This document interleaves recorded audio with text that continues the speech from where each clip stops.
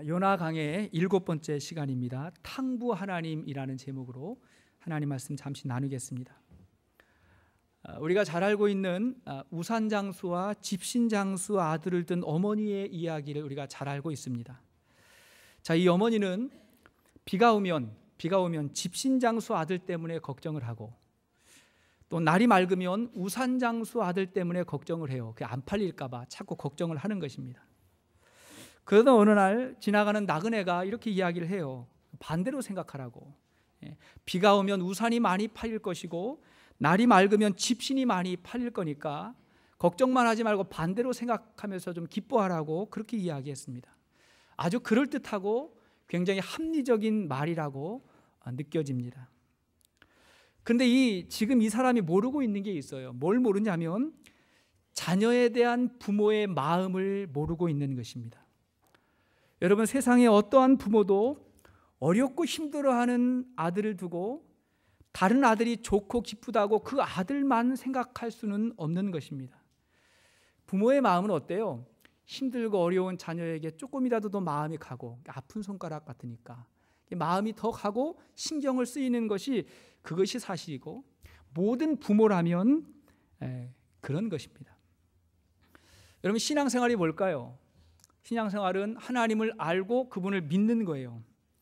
그분을 믿는 것뿐만이 아니라 더욱더 깊이 하나님을 알아가서 그분의 마음까지도 우리가 헤아리는 것입니다. 자, 그러면서 잃어버렸던 하나님의 형상을 우리가 회복해가면서 온전케 되는 것, 그것이 우리의 신앙생활이라고 할 수 있습니다. 자, 요나의 이야기를 우리가 계속해서 보고 있는데, 요나의 이야기는 바로 누구들? 우리들의 이야기예요. 믿음이 없는 사람들보다도 이미 믿음이 있는 사람들, 특별히 하나님을 사랑하고 믿음이 좋다고 하는 사람들이 사실은 하나님의 마음을 잘 모를 수 있는 대단히 이기적이고 위선적인 사람이 될 수 있다고 하는 사실을 요나서를 통해서 보여주는 것입니다. 하나님의 뜻을 거부하고 니느웨가 아니라 다시스로 가던 요나가 물고기 뱃속까지 들어가는 그 고난을 통해서 하나님의 말씀을 깨닫고 순종하게 됩니다. 그래서 요나가 니느웨에 가서 하나님의 심판을 전했어요. 근데 요나가 니느웨에 가서 하나님의 말씀, 하나님의 심판을 전할 때 두 가지 마음이 있었던 것 같아요. 하나는 뭐냐면, 이 니느웨 사람들이 그래도 구원받았으면 좋겠다라고 하는 마음도 있었고, 그들이 구원받았으면 좋겠다. 다른 하나는 뭐냐면, 그럼에도 불구하고 이 니느웨 사람들은 절대로 구원받을 수 없을 거다, 아니 구원받아서는 안 된다 라고 하는 마음이 있었다는 것을 우리가 이미 이전 시간을 통해서 알게 됐어요. 그들은 구원받으면 안 된다는 거예요. 자, 요나가 니느웨 성에 가서 하나님 말씀대로 심판을 촉구하자, 그런데 전혀 생각하지 못했던 일들이 벌어졌어요. 어떤 일이 벌어졌어요?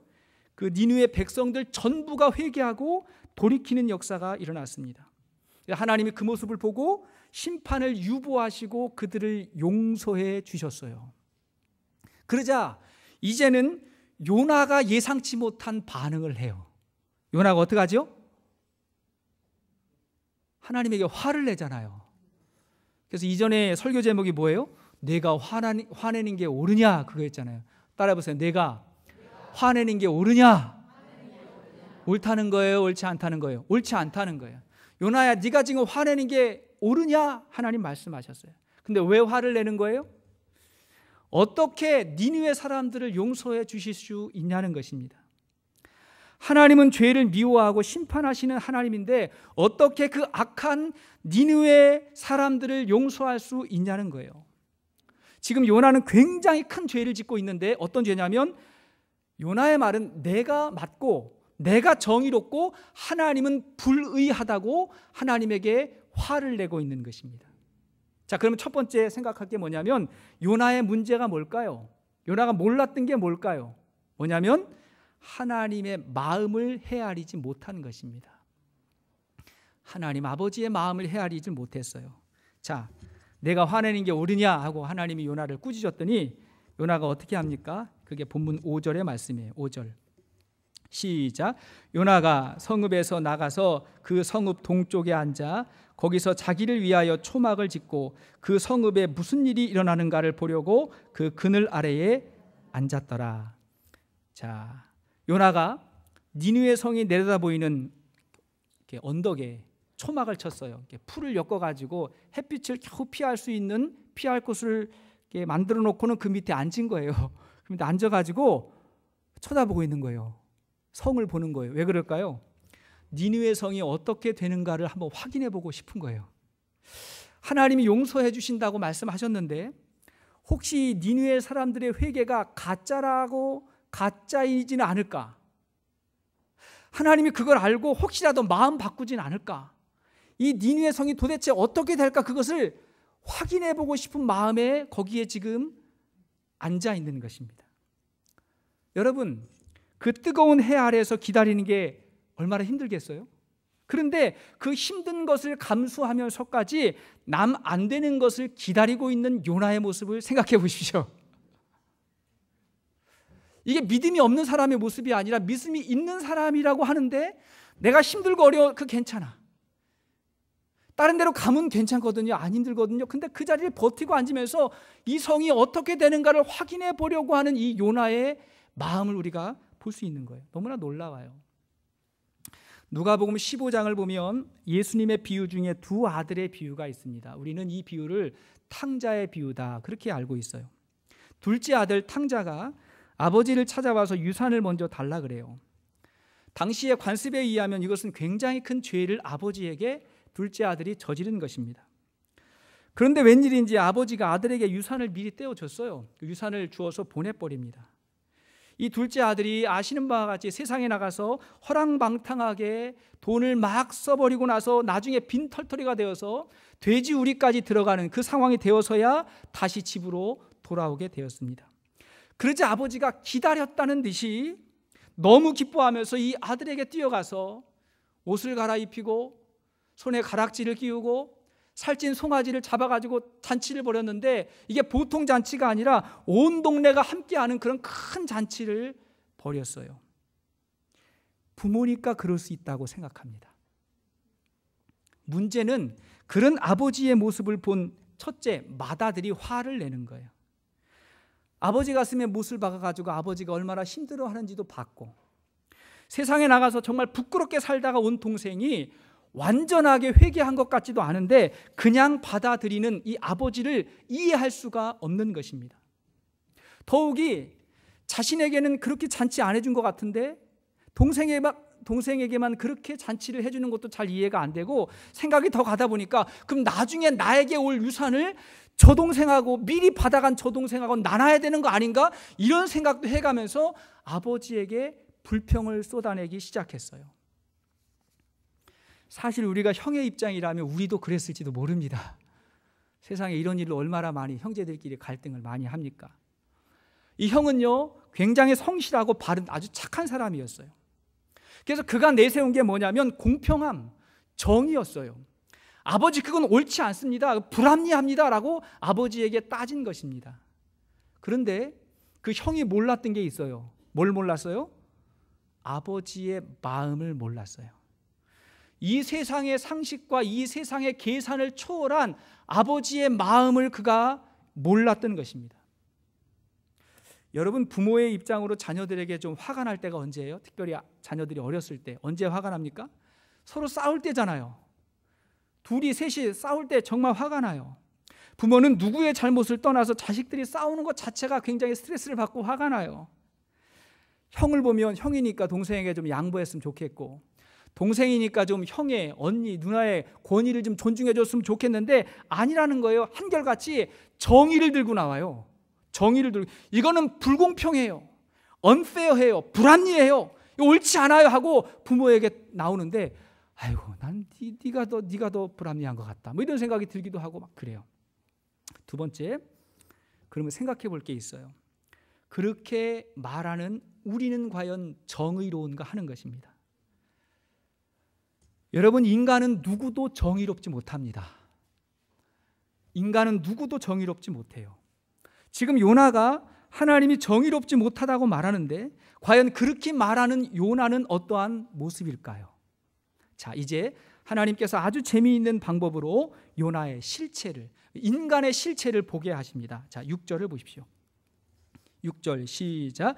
하나님 여호와께서 박넝쿨을 예비하사 요나를 가리게 하셨으니 이는 그의 머리를 위하여 그늘이 지게 하며 그의 괴로움을 면하게 하려 하심이었더라. 요나가 박넝쿨로 말미암아 크게 기뻐하였더라. 자, 여기 보니까 요나가 쳤던 그 초막이 오래가지 않잖아요. 금방 마르지 않습니까? 근데 하나님께서 그 옆에 하루 저녁에 박넝쿨을 자라게 하셔가지고 그 초막을 덮게 하신 거예요. 이 박넝쿨이라고 하는 것은 잎이 넓은 식물 이런 걸 말하거든요. 호박잎 같은 거, 조롱박 같은 거, 이런 넝쿨이 자라가지고 그 초막을 덮었어요. 그러니까 햇볕을 가리게 된 거죠. 그러니까 요나가 얼마나 기뻤는지 6절 하반절 보니까 뭐라 그래요?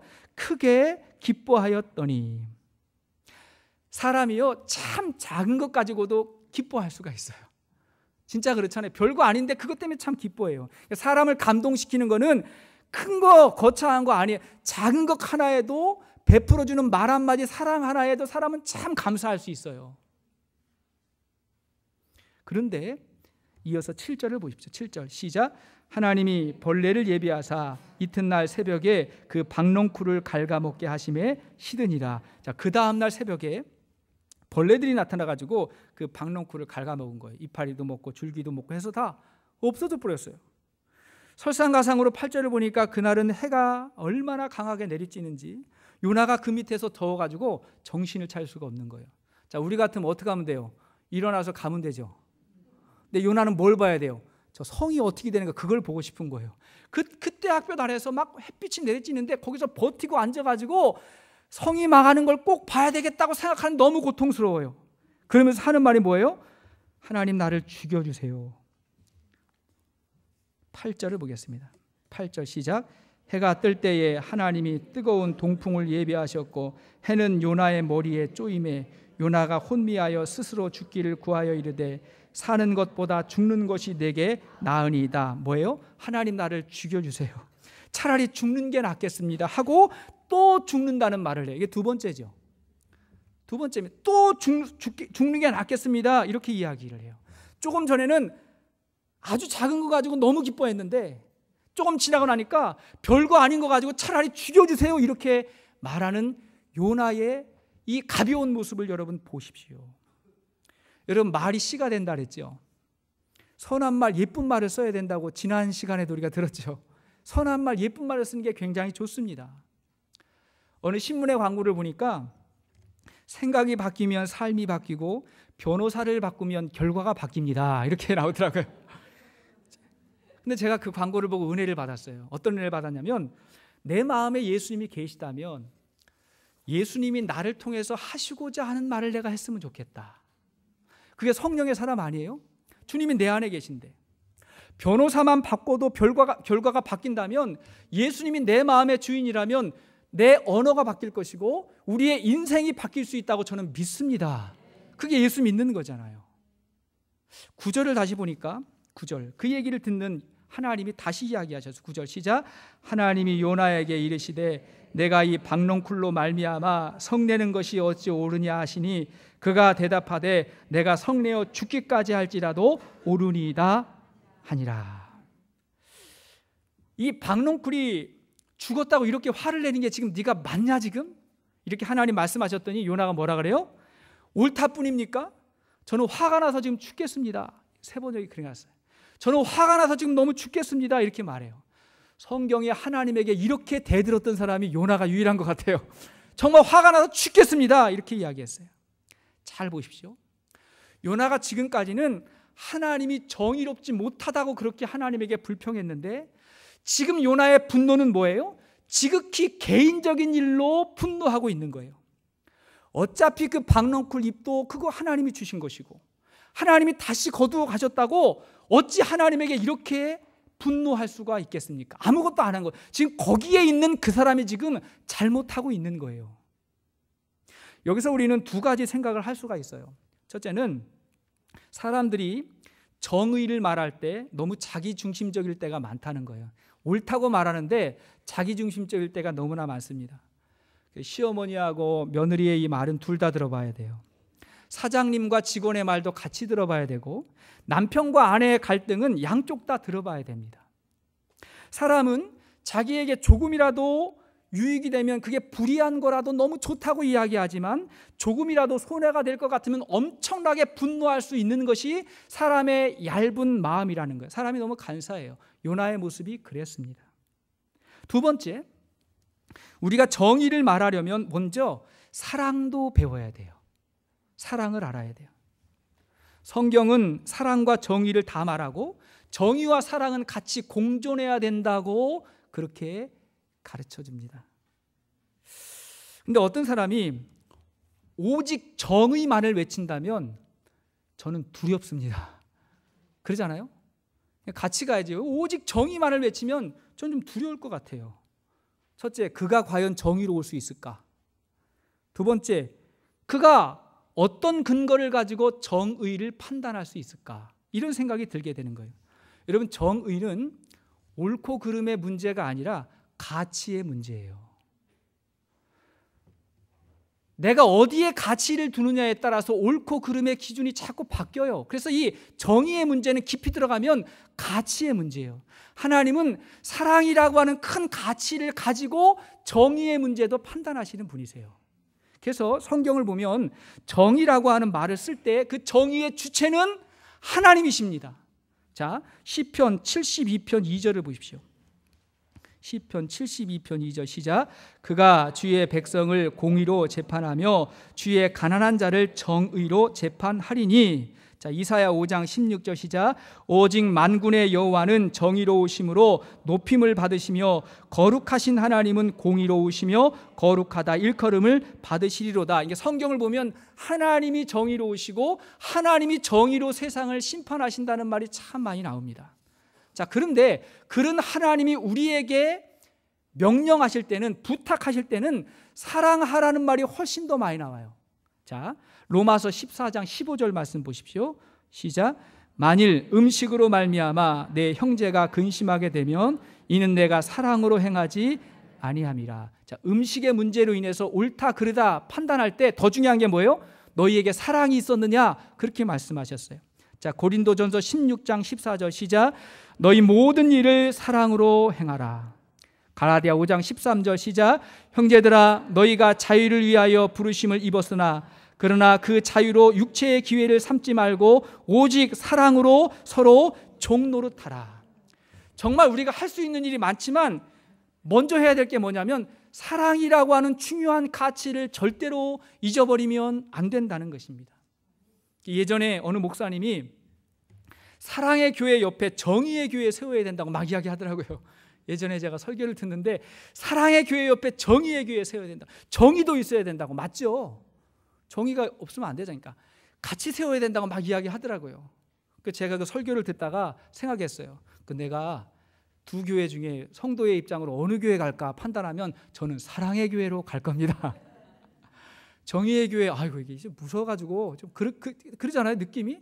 사랑의 교회, 하나님의 사랑, 그 사랑으로 나를 인도하시고 축복하시는 하나님, 그죠? 사랑. 근데 지나놓고 보니까 그렇게 정의를 주장하던 그 목사님이 정의롭지 못해서 그 교회에 사임하셨어요.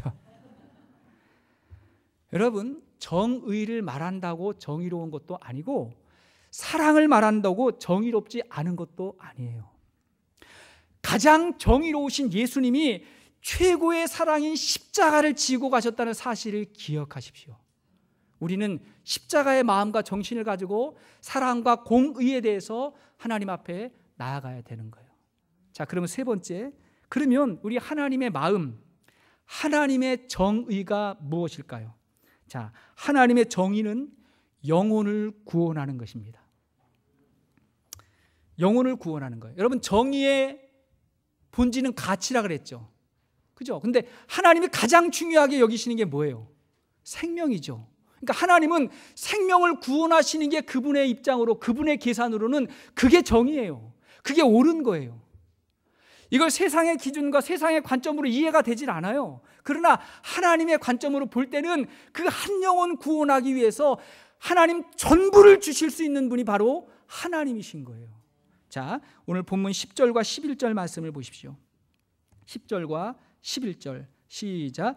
여호와께서 이르시되 내가 수고도 아니하였고 재배도 아니하였고 하룻밤에 났다가 하룻밤에 말라버린 이 박넝쿨을 아꼈거든 하물며 이 큰 성읍 니느웨에는 좌우를 분별하지 못하는 자가 12만여 명이요 가축도 많이 있나니 내가 어찌 이 아끼지 아니하겠느냐 하시니라. 뭐라 했어요? 내가 수고도 하지 않고 네가 직접 키운 것도 아닌데 그 박넝쿨이 있다가 없어졌던 걸 가지고 그렇게 아까워하고 그렇게 화를 내면서 이 니느웨 성에 있는 이 수많은 사람들, 이 사람들이 죄악으로 죽어가고 있는 모습을 보면서 내가 안타까워하는 것을 왜 네가 알지 못하느냐. 그게 하나님 말씀이었던 거예요. 그 성의 사람들이 아무리 악할지라도 좌우를 분별하지 못하는 사람이 몇 명? 12만 명. 이거는 어린아이들을 말하는 거예요. 어린아이들만 따져도 12만이 되니까 그 얼마나 많은 사람들이 있겠습니까? 그 많은 사람들이 다 죽어갈 때 내 마음이 너무 아픈데 왜 그 마음을 내가 알지 못하느냐 하고 하나님께서 말씀하신 것입니다. 하나님이 지금 굉장한 선언을 하신 거예요. 여러분, 유대인들은요, 이스라엘이 축복받는 것은 지극히 당연한 것이고 이방 민족들이 심판받는 게 너무 당연한 거다, 그렇게 생각하셨어요. 근데 그것도 아니었다는 것을 요나를 통해서 가르쳐 주는 것입니다. 오늘날 우리도 종종 그런 생각을 할 때가 있어요. 여러분 잘 들으세요. 그런 생각하죠. 예수 믿는 사람들이 복 받는 것은 너무 당연한 것이고 세상 사람들은 심판받아야 마땅하다. 그들이 재앙을 당하면 마땅한 것이고 혹 그들에게 아무 일도 없으면 이상한 거라고 하나님에게 따질 때가 있더라는 거예요. 혹시라도 우리의 계산으로 예수 믿는 사람이 조금 힘들고 어려운 일을 당하는 것 같으면 이해가 안 되고 예수 안 믿는 사람이 나보다 조금 더 잘 되는 것 같고 그러면 그 문제를 가지고 하나님 앞에 계산하려고 했고 따졌던 그런 모습들을 요나를 통해서 하나님께서 말씀하시는 거예요. 여러분 그런 모습 가지고 시험 드십니까? 하나님의 뜻이 뭘까요, 여러분? 더 깊은 차원으로 하나님께서 말씀하시는 거예요. 제가 최근에 가장 인상 깊게 보았던 책이 팀 켈러의 탕부 하나님이라고 하는 책입니다. 제목이 굉장히 도발적이죠. 방탕한 하나님, 이렇게 책 제목을 붙였어요. 앞서 이야기한 누가복음 15장의 탕자의 이야기를 보다 깊게 해설한 책입니다. 이 이야기의 주인공은 보통은 탕자다, 돌아온 탕자다, 탕자라고 우리가 알고 있습니다. 그래서 성경에는 이 탕자와 같은 사람들, 정말 악한 사람들이 하나님 앞에 돌아와서 구원받은 모습들이 너무나 많이 나와요. 우리도 그랬잖아요. 우리도 그랬죠.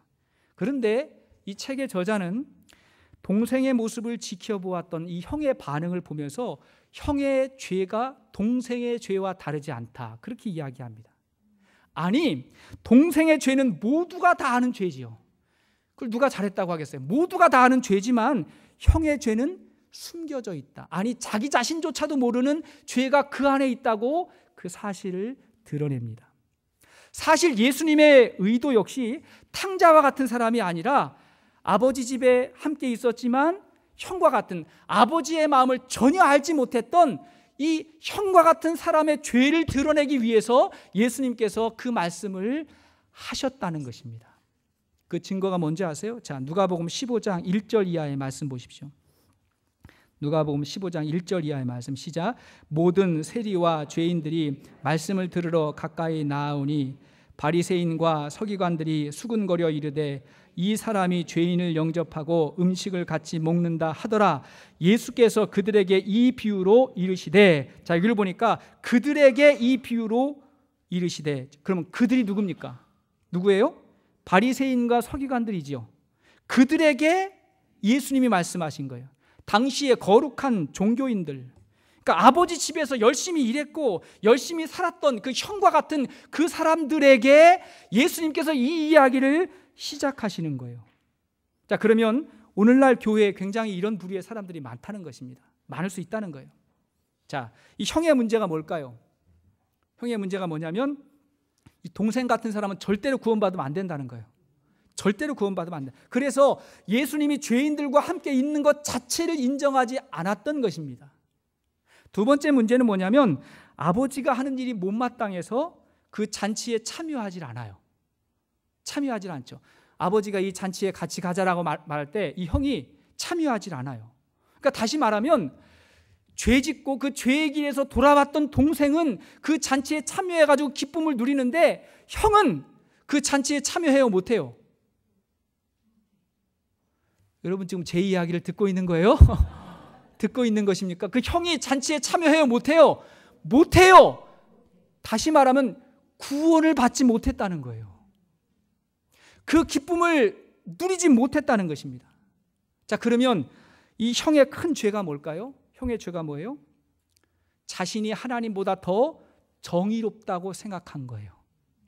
내가 더 하나님보다 정의롭다. 하나님도 내가 하는 대로 내 생각대로 움직여야 되고 내 생각대로 판단해야 되고 내가 한 것만큼 나에게 복을 주셔야 되는 분이라고 내가 그렇게 결정을 내린 것이고, 죄인들은 절대로 은혜를 받을 수 없고 내 생각대로 되지 않으면 나는 아버지 집에도 있을 마음이 없습니다 라고 냉정하게 돌아서는 사람의 모습을 말하는 거예요. 이 모습이 누구의 모습이에요? 오늘 본문에서 이야기하고 있는 요나의 모습이고, 예수님 당시에 있었던 바리새인들의 모습이고, 오늘날 미숙한 종교인들의 모습이라는 거예요. 미숙한 종교인들의 모습이에요. 항상 신앙생활도 계산하고 내 생각대로 돼야 되고 내 뜻대로 돼야 되고, 안 되면 그게 분노가 되고 화가 되고. 여러분, 제가 목사지만 하나님께서 제 마음대로만 해주시지 않는 것 같아요. 그러잖아요. 제가 하나님 제 마음대로 된다면 당장에 제가 가가지고 복권 하나 사가지고 그걸 긁어가지고 당첨이 되면 주차장 하나 생기는 건데, 하나님이 그런 방법으로 안 해주시는 것 같아요. 그렇다 하더라도 절대로 제가 하나님 원망하지 않습니다. 왠지 아세요? 하나님 안에서 살아가는 기쁨이 뭔지를 제가 알기 때문에 그래요. 여러분, 신앙생활의 진정한 기쁨이 뭐예요? 신앙생활의 진정한 기쁨은 뭐냐면 아버지와 함께 살아가는 거, 아버지의 사랑을 경험하고 살아가는 거, 더 나아가서 아버지의 일을 함께 감당하면서 아버지의 기쁨이 내 기쁨이 되는 거, 이것이 신앙생활의 기쁨인 줄로 믿습니다. 우리는 여기까지 나가야 돼요. 근데 형은 그 집에 있었으면서 그걸 모른 거예요. 그걸 모르고 마음속으로 계산만 하다가 결국은 아버지의 사랑을 누리지 못했던 그러한 모습인 것입니다. 이런 하나님을 탕부 하나님이라고 이야기해요. 탕부 하나님. 이 말은 하나님이 방탕하다 그런 말이 아니고, 이 탕이라고 하는 말은 방탕하다의 탕자긴 하지만 다 버린다 그런 말이에요. 씀씀이가 해프다, 다 버렸다, 다 버려. 탕자는 재물을 버렸지만, 그럼 하나님은 우리를 위해서 다 주시는데 뭘 주셨어요? 사랑을, 은혜를 다 주시는 분, 무조건적이고 무모한 사랑을 우리에게 다 베풀어 주시는 탕부 하나님. 이 사랑은 세상의 상식으로는 계산이 안 됩니다. 세상의 이 방법으로는 잘 이해가 되지 않습니다. 예수님께서 뭐라고 말씀하셨어요? 너희에게 양 99마리가 있을지라도 양 한 마리를 잃어버리면 그 99마리 여기다 놓고 그 한 마리 찾으러 가지 않겠냐. 이건요, 경제 논리로 보면 이게 잘 안 맞을 수도 있어요. 포도원 품삯의 일꾼을 비유를 보십시오. 어떤 사람이 포도밭에 와가지고 일을 하는데 어떤 사람은 아침부터 와가지고 일을 했어요. 구원해줬어요. 점심때 또 데리고 왔어요. 저녁에 해지기 전에 또 일꾼을 데리고 왔어요. 근데 하나님께서 나중에 구원을 베풀어 주시는데 어때요? 아침에 온 사람이나 저녁에 온 사람이나 똑같이 은혜를 베풀어 주시죠. 자, 이것은 세상의 논리와 상식으로 이해가 돼요, 안 돼요? 안 돼요. 하지만 하나님은 다 베풀어 주시는 분이에요. 그 사랑을 누가 받은 거예요? 우리가 받은 거예요. 내가 받은 거예요. 어찌 보면 하나님의 무모한 사랑인 것 같지만 이 사랑이 우리에게 가장 큰 소망이고 우리 삶이 변화되는 축복이며 이 세상을 이기는 힘이 되는 줄로 믿습니다. 이 기쁨을 알고 살아야 그 다음은, 진짜 그 다음은 저는 우리 아버지께서 책임져 주신다고 저는 믿어요. 탕자는 말할 것도 없이 죄예요. 그건 죄인이에요. 하지만 우리가 하나님 안에 부르심을 받았다고 한다면 하나님의 마음을 헤아리면서 하나님의 기쁨이 나의 기쁨이 되고 하나님이 하시려고 하는 일을 내가 감당하면서 아버지의 기쁨을 함께 누릴 수 있는 저와 여러분들 될 수 있기를 주의 이름으로 축원합니다. 자, 말씀의 결론을 맺겠습니다. 자, 그렇게 하나님의 마음을 알았다면, 주님의 마음을 참 알았다면 우리는 영혼 구원의 삶을 살아가게 됩니다. 이게 결론이에요. 영혼 구원의 삶을 살아가게 돼요. 요나서는 결론을 맺지 않고 끝이 나요. 결론을 맺지 않고 끝이 납니다. 11절 말씀 보십시오. 11절 다시 봐요. 시작. 하물며 이 큰 성읍 니느웨에는 좌우를 분별하지 못하는 자가 12만여 명이요 가축도 많이 있나니 내가 어찌 아끼지 아니하겠느냐 하시니라. 내가 어떻게 아끼지 않겠느냐, 이렇게 이야기하고 딱 끝나버려요. 자, 그 다음에 요나가 어떻게 했는지, 하나님이 그 다음에 어떻게 말씀하셨는지 더 이야기하지 않고 그냥 끝나버립니다. 그러면 어떻게 이해하면 될까요? 그 나머지 선택은 저와 여러분들에게 달려있다고 저는 믿습니다. 나머지 결정은 우리가 하는 거예요. 하나님의 마음이 그랬다는 걸 알았다면 이제 우리의 선택과 결정이 남은 거예요. 여러분, 지금까지 살아오시면서 내가 잃어버렸어요. 잃어버렸는데 너무 아까워가지고 지금까지도 기억에 남고 있는 거 있으세요? 제가 생각해 보니까 저는 없는 것 같아요. 없는 것 같아요. 근데 저 잃어버렸어. 너무 안타까워. 근데 그 마음이 내 주위에 있는 사람, 혹 그가 너무 악할지라도 내가 잃어버린 걸 가지고 아까워하는 그 마음이 내 주위에 있는 사람이 구원받지 못해서 안타까워하는 하나님의 마음이라는 거예요. 믿습니까?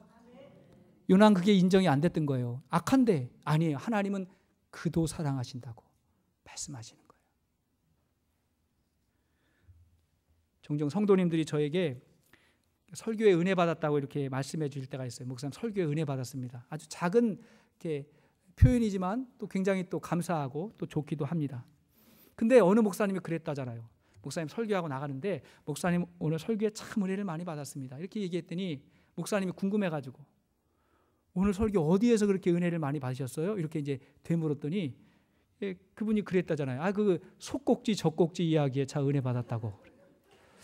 목사님께서 속꼭지 젖꼭지 얘기를 안 했는데 왜 속꼭지 젖꼭지 얘기를 하지? 하고 원고를 다시 딱 봤더니 소극적 적극적 이야기를 그렇게 듣고 거기에 은혜 받았다고. 하여튼 은혜 받는 사람은 잘못 들어도 은혜 받아요. 하여튼 은혜 받았다 그러는 거예요. 근데 여러분, 정말 은혜를 받으셨으면, 정말 하나님의 마음을 깨달았으면, 그러면 영혼을 구원하는 삶까지 가야 되는 것입니다. 거기까지 가야 되는 거예요. 하나님의 정의는 잃어버린 영혼을 찾아서 구원하는 것입니다. 그 영혼을 구원하기 위해서 하나님께서 우리를 니느웨와 같은 악한 곳으로 보낼 때도 있고, 하나님께서 우리를 탕자와 같이 방탕한 사람을 만나게 해 주실 수도 있는 것입니다. 왜 그래요? 그 영혼조차도 하나님 구원하시기를 원하시는 거예요. 그 영혼을 구원하기 위해서 우리는 때때로 그를 사랑해야 될 때도 있고 때때로는 정의를 선포해야 될 때도 있어요. 그런 삶을 주님께서 우리에게 말씀하시는 것입니다. 자, 마태복음 16장 24절 말씀 같이 한번 읽겠습니다. 시작. 이에 예수께서 제자들에게 이르시되 누구든지 나를 따라오려거든 자기를 부인하고 자기 십자가를 지고 나를 따를 것이니라. 자, 자기 십자가 왜 져야 됩니까? 영혼 구원을 위해서. 내 주위에 있는 사람들을 때로는 사랑하고 때로는 그들에게 정의를 선포하며 영혼을 구원하기 위해서 자기 십자가를 지고 우리 예수님을 따라갈 수 있는 저와 여러분들 될 수 있기를 주의 이름으로 축복합니다.